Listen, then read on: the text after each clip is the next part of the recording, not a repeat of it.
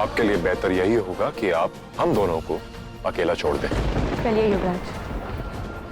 क्या बात है युवराज, आप है तो हमारे साथ, पर आपका मन कहीं और है। ऐसा कुछ नहीं है। अगर ऐसा कुछ नहीं है तो थामिए हमारा हाथ और चलिए हमारे साथ। कहाँ? हे भोलेनाथ, अब आप ही मुझे रास्ता बताइए। अलख निरंजन! भोले, तेरी आंखों में जो आंसू दिख रहे हैं ना, उससे साफ जाहिर है कि तेरे मन में बहुत बड़ा तूफान चल रहा है। क्या ले तावीज, तू जो भी फैसला करेगी वो गलत नहीं होगा।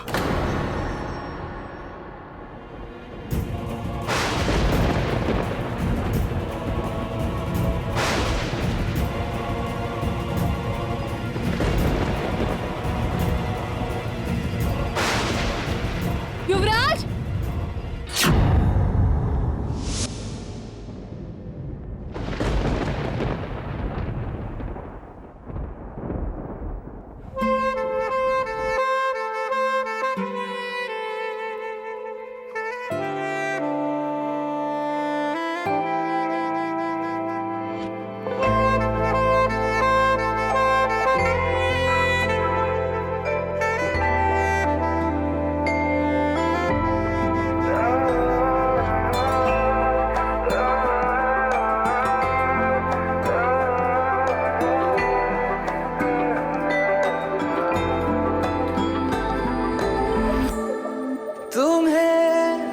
अपना बनाने का जुनून सर पे है, कब से है। मुझे आदत बना लो एक बुरी, कहना ये तुमसे है। तुम्हें अपना बनाने का जुनून सर पे है, कब से है, सर पे है, कब से है। युवराज!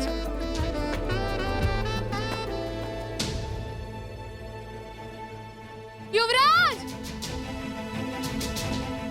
युवराज! युवराज! युवराज!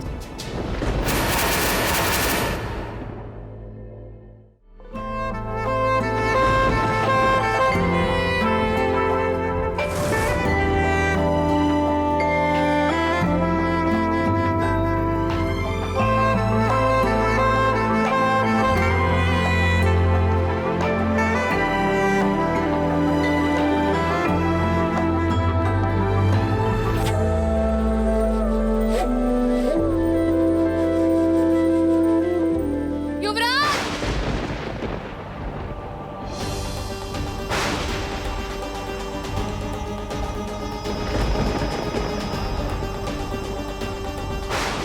युवराज!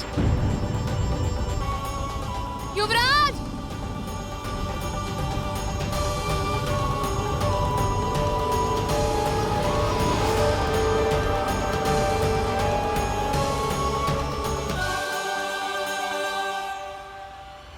तुम्हें खुद से मिलाने का जुनून सर पे है, कब से है। मुझे रहने दो अपने पास ही, कहना ये तुमसे है। युवराज! युवराज!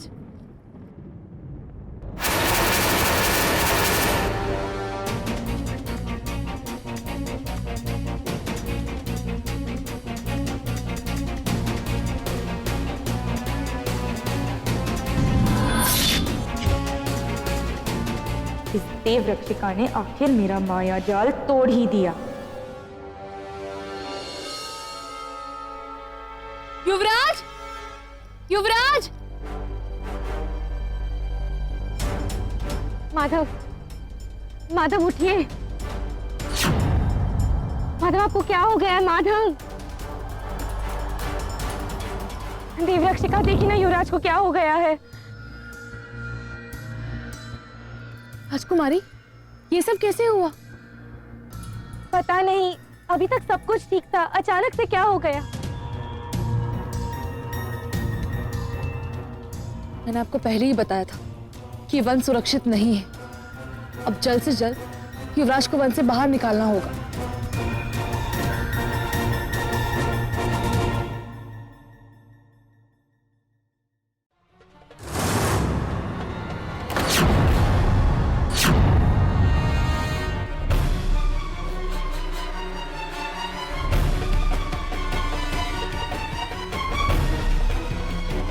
अगर बिल्ली मलाई की रखवाली करेगी तो चल पड़ी दुनिया। जैसी तुम्हारी भतीजी युवराज पर डोरे डाल रही है, वैसे तुम मौका देखते ही हमारे पति को फंसाने चली। आप गलत समझ रही हैं। अच्छा, हम गलत समझ रहे हैं और तुम और तुम्हारी भतीजी बहुत समझदार हो। बड़ी फिक्र हो रही थी हमारे पति की। उनका पैर फिसल गया था। उनका पैर फिसल गया था या तुम्हारी नीयत फिसल गई? इतनी अरमान है तो शादी करके घर क्यों नहीं बसा लेते? और की गृहस्थी में आग क्यों लगा रही हो? अब तुम देवरक्षिका नहीं हो। इस घर से तुम्हारा लेना देना नहीं है। चली जाओ।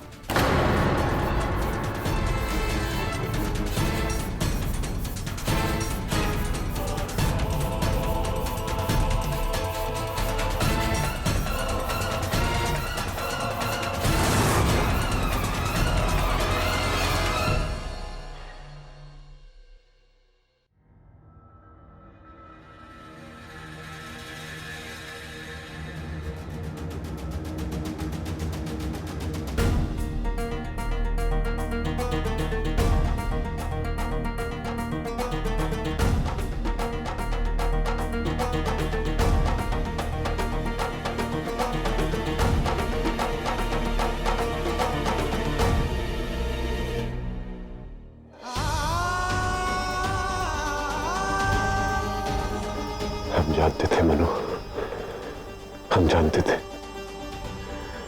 कि तुम हमारे लिए वापस जरूर आओगी।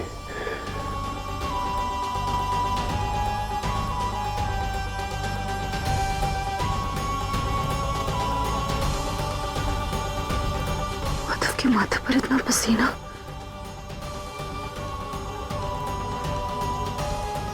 और आज ठंडी कैसे? ये कैसे हो सकता है? आज अगर वो देवरक्षिका नहीं आती ना, तो माधव को तो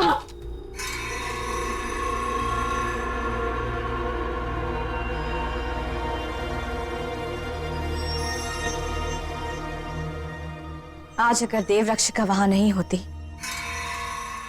तो तुमसे बहुत बड़ी गलती हो जाती। तुम्हारा भ्रमजाल कुछ भी कर सकता था, युवराज की जान भी ले सकता था। पर आप तो वही चाहती हैं ना? नहीं, हम सिर्फ और सिर्फ वक्त चाहते हैं। जब तक वो मणि हमें नहीं मिल जाती, हमें इस महल में रहना होगा। और जिसे उस मणि का पता मालूम था, वो हमारे हाथों मारा जा चुका है।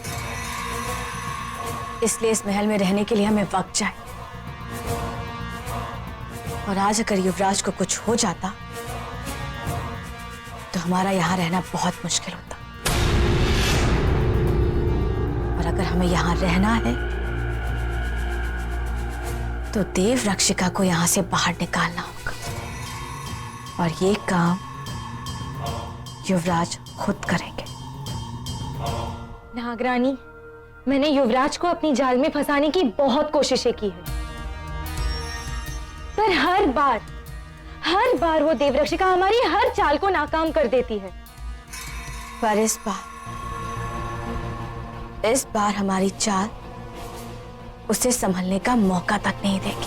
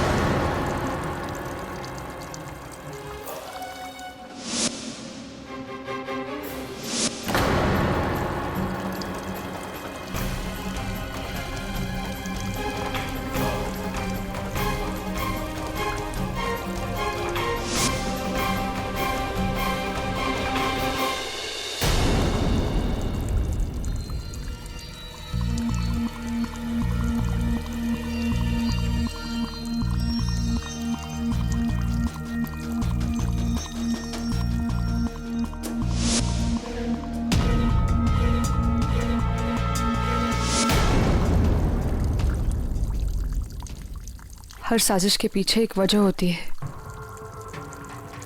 अगर नागवंशी लगातार महल में हमला कर रहे हैं, उसके पीछे सिर्फ एक ही वजह हो सकती है, और वो है नागमणि। लेकिन इस साजिश से जुड़े हर सवाल गुरुजी के गायब होने पर खत्म हो जाते हैं। मुझे इन सारे सवालों का जवाब गुरुजी के घर जाकर ढूंढना ही होगा। आप धीरज रखिए। राजमहल के सभी सैनिक गुरुजी को तलाश कर रहे हैं। अब आप ही कुछ कर सकती है देवरक्षिका, उन्हें लेकर आइए। मुझे पूरा विश्वास है कि गुरुजी घर लौट आएंगे, और अगर कोई अनहोनी घटना घट गई तो आपको न्याय मिलेगा। आप बैठिए, मैं आपके लिए कुछ लेकर आती हूँ। हम गुरुजी की पत्नी के सामने कुछ कहने का साहस नहीं कर सके, पर हमारा मन कहता है कि गुरुजी के साथ कुछ गलत हुआ है। गुरुजी नागमणि के रक्षक हैं। उनके गायब होने के पीछे जरूर नागवंशियों का ही हाथ हो सकता है। और ये सिलसिला गुरुजी के साथ ही खत्म नहीं होगा। नागमणि को पाने के लिए नागवंशी एक एक करके राज परिवार के सभी सदस्यों के पीछे लग जाएंगे। इस सिलसिले को रोकने का बस एक ही तरीका है, हमें नागमणि ढूंढनी होगी।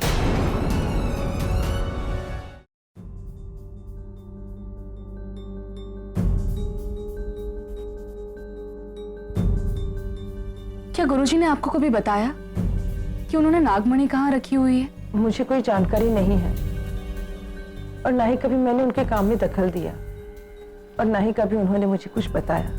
क्या मैं गुरुजी की किताबें देख सकती हूँ? जी। धन्यवाद।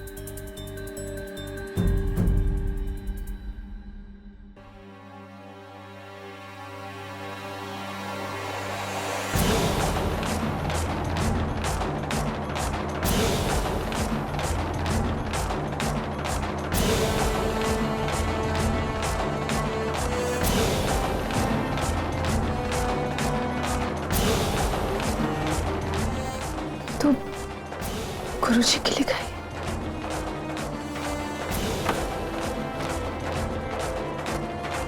क्या मैं गुरुजी की लिखाई लेकर जा सकती हूँ? जी। बहुत बहुत धन्यवाद। अगर मुझे जरूरत पड़ी तो मैं वापस आपके घर आऊंगी। जी। अच्छा, अब हम चलते हैं। देवरक्षिका, आप राजमहल जाइए।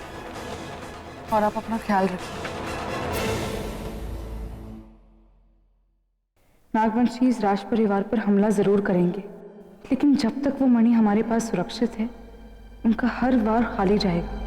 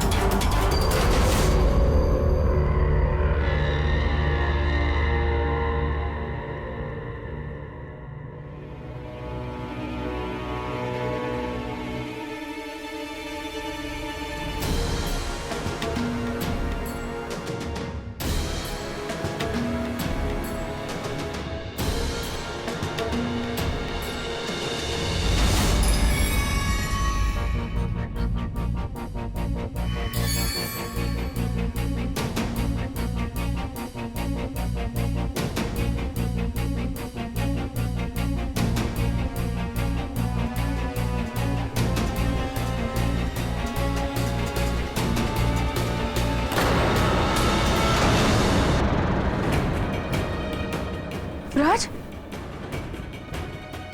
आइए।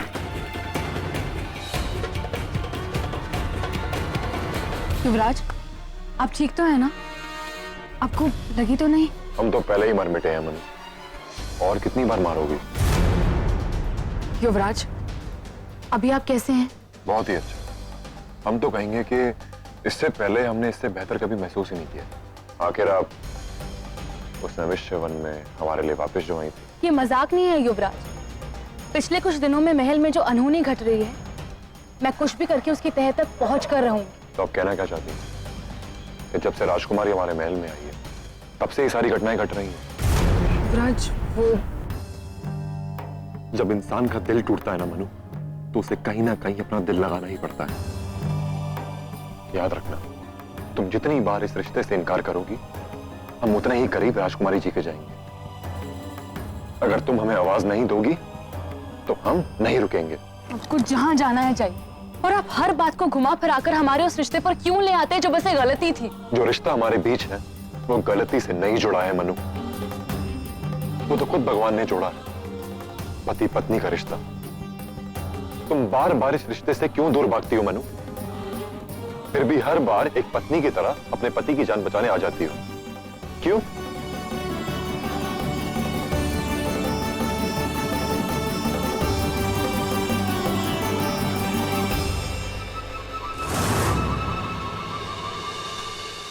हाँ, मैं आपकी जान बचाती हूँ क्योंकि मैं एक देवरक्षिका हूँ और आपकी रक्षा करना मेरा कर्तव्य है। और एक पत्नी का धर्म? युवराज, आप मेरी बात नहीं समझ रहे, आप गलत सोच रहे हैं। ये सब बातें हम बाद में भी कर सकते हैं,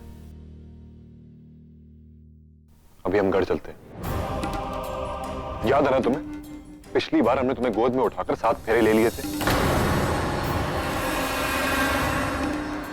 ना जाने इस बार हम क्या कर बैठेंगे।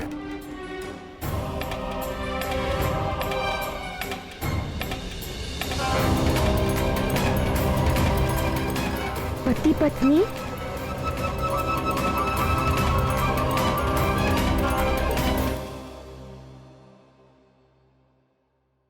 ये तुम क्या कह रही हो माया? हम सच कह रहे हैं, हमने अपने कानों से सुना है। माधव और मनु पति पत्नी है, पर वो दोनों इस रिश्ते को नहीं मानते। अभी नहीं मानते ना, इसका मतलब ये नहीं कि कभी नहीं मानेंगे। पर इसमें इतनी परेशानी की क्या बात है? तुम अभी बच्ची हो माया, सुहागन की ताकत को नहीं जानती। अगर एक इच्छाधारी नागिन बदला लेना जानती है तो एक सुहागन बलिदान देना जानती है। हम इच्छाधारी नागिन हैं और वो एक मामूली इंसान। एक चुटकी सिंदूर डालने से क्या फर्क पड़ेगा? तुम सिंदूर की शक्ति को नहीं जानती। सावित्री के मांग के सिंदूर के आगे तो यमराज को भी झुकना पड़ा था।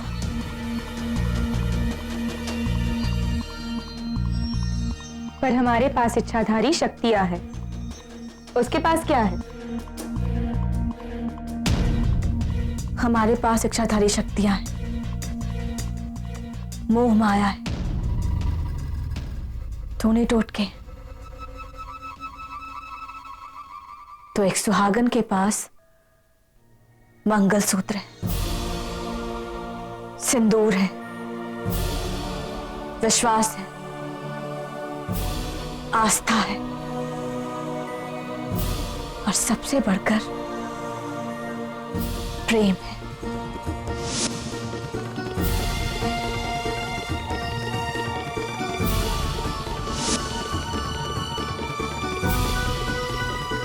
और प्रेम दुनिया की सबसे बड़ी ताकत है। पर ये सब तो तब होगा ना जब वो खुद को एक सुहागन मानेगी। वो इस रिश्ते को मानती ही नहीं। इससे पहले कि वो इस रिश्ते को माने, हमें माधव को नए रिश्ते में जोड़ना होगा, तुम्हारे साथ।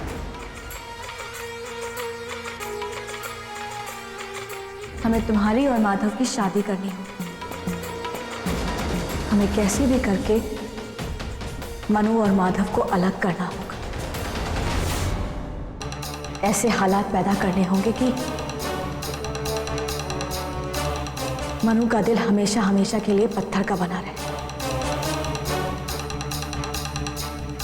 क्योंकि अगर उसने माधव को आवाज दी तो मनु और माधव को मिलने से दुनिया की कोई भी ताकत नहीं रोक सकती।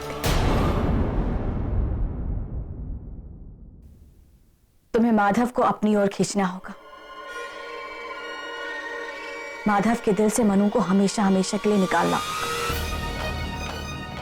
और हाँ, मनु को बिल्कुल शक नहीं होना चाहिए।